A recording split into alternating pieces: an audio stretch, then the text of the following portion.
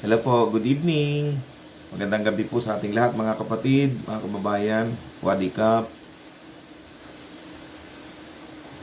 Assalamualaikum and arigato, arigato. Good evening po sa ating lahat. Kumusta na po kayo? I pray na ingatan at iligtas ng Diyos ang ating bansa, lahat na ating mga kababayan sa buong Pilipinas. So, kumusta po sa inyo? Dito sa amin, medyo maulan na po. At ngayon, kumuha tayo ng malunggay kasi baka matumba lang sa hangin.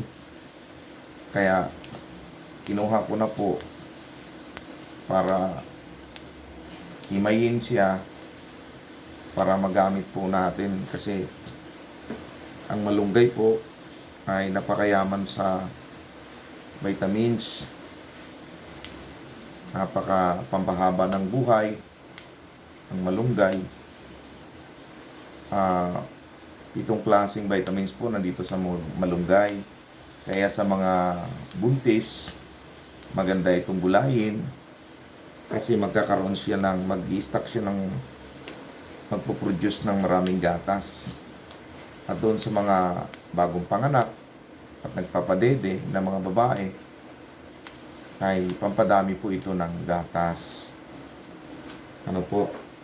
Kaya ang malunggay po, mahal po ang capsule nito, yung malunggay capsule. Yan. Langis malunggay. Madami pong malunggay. Yun, kaya ako po ay nagtanim ng malunggay sa gilid ng aming bahay para hindi na tayo bibili at manghingi sa kapitbahay.